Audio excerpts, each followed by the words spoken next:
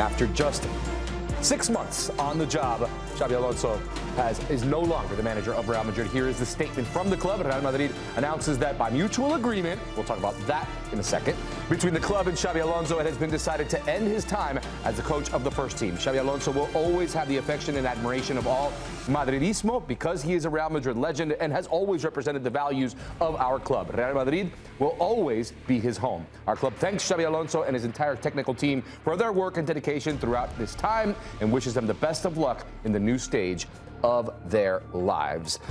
To break it all down, we bring in our European football correspondent, Guillem Balagué. Guillem, what a day it is. The timing of it is extremely peculiar, in my opinion. Were you expecting this after that loss in the Spanish Super Cup final against Barcelona? No, that's the simple answer.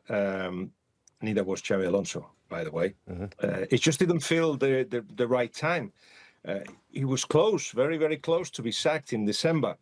We started hearing that there was no enough confidence in him from Florentino Perez, from the chairman, in October. But the timing surprised us because you just actually did a very good brief resume of what happened in the Super Cup, because there was at the end a couple of chances that Real Madrid could have taken the game to penalty shootout. So the difference wasn't that much. Okay, the reasons that Real Madrid have given to him seem very, very ambiguous, which suggests that they had that in their mind, that Real Madrid felt that Xabi Alonso was not going to be at Real Madrid for long, and the sooner they got rid of him, the better, and they found an excuse in the defeat. Now, there's been a lot of chat about the use of the term mutual agreement in this press release about Xabi Alonso departing. Does that imply that Xabi Alonso wanted to leave? That seems unlikely to me. Do you know when you see the pictures of Xabi Alonso and Mbappé exchange after they got the medals and they were supposed to do a guard of honor for Barcelona at the end of the Super Cup, and Kylian Mbappé is asking the team to go into the changing rooms, and Xabi Alonso is like, no, wait, and eventually turns around and does what Kylian Mbappé asks him to do. At that point, I'm thinking, is that enough? Xabi Alonso cannot accept this to happen. He knows everybody's seen this. His authority is minimum, is impossible to continue. So he's left. That was my first impression. And then I met calls, and he's been sacked. Not only he's been sacked, he did not expect this to happen. There was conversations right at the end of the trip back to Madrid with José Ángel Sánchez, the number 2 at Real Madrid, and Xabi Alonso.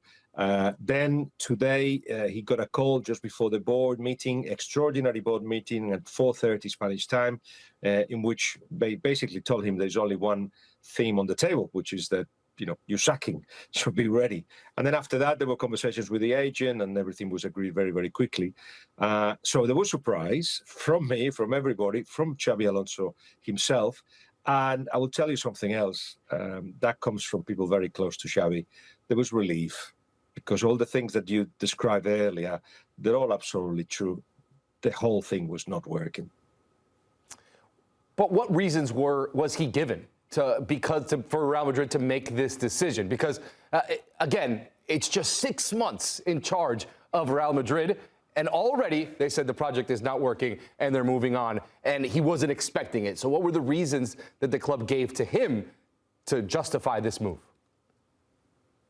Perhaps not the real reasons, but anyway, the reasons that he's been given is that the team physically wasn't great.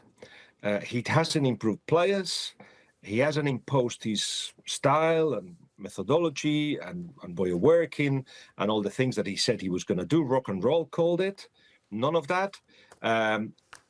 Basically, as I said, ambiguous reasons that have nothing to do with the fact that they are actually top 8 in the Champions League phase, that they are 4 points away from Barcelona and still got to play Barcelona again, that they are in the next round of the Cup, that they could have taken Barcelona to the penalty shootout, when actually before the game we were all have said Barcelona's clearly superior. So not real football reasons, but that's what he's been given. The fact that the team wasn't at the level that he wanted, and also the implication that he did not convince the players to go his way.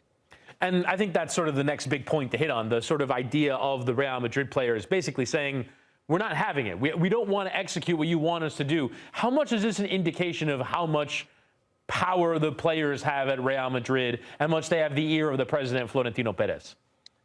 It's a culture that is based on individual quality and player style. We know all that.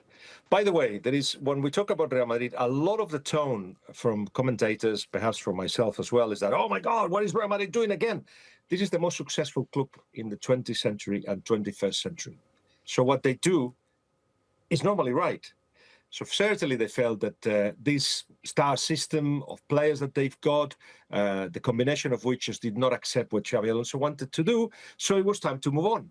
And perhaps we all like Xabi Alonso. We all want him to do well. And we've seen what he did at Bayer Leverkusen. And perhaps we, in between the lines, what we're trying to say is how you treat Xabi Alonso like that is not fair. But Real Madrid know what they're doing most of the time. It just seems like for anybody to come in now that wants to impose an idea, whatever that is going to find a team with no big personalities or big leadership, where most of the players are thinking of themselves. We know Vini has got a contract that negotiations stopped from the moment he felt like Xabi Alonso he needed to know what Xabi Alonso was going to do. Valverde, one of the captains, he comes out of his comfort zone because he's got to play right back and he's more worried about his position than the collective.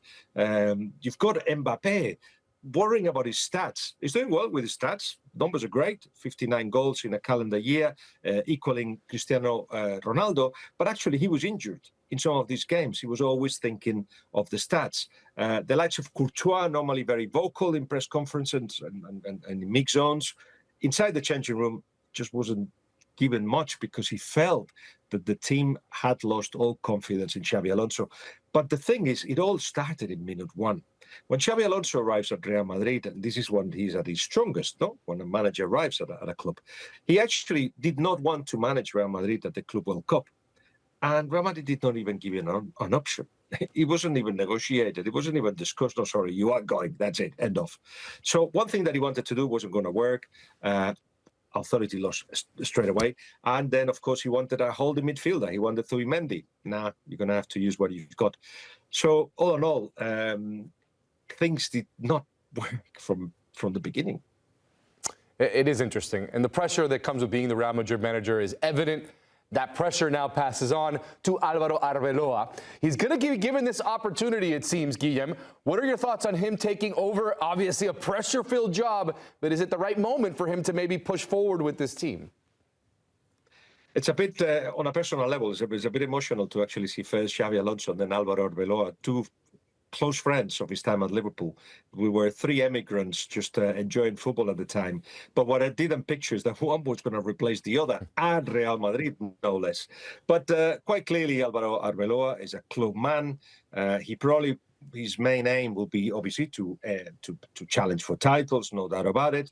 But at the same time, not to get too burned out, because I think his idea will be to stay at Real Madrid for a while and perhaps keep learning, and when it's needed to make the jump. The problem is that the heat is so bad that perhaps he will get burned and will have to actually jump out and go to another club and start his career in a different way.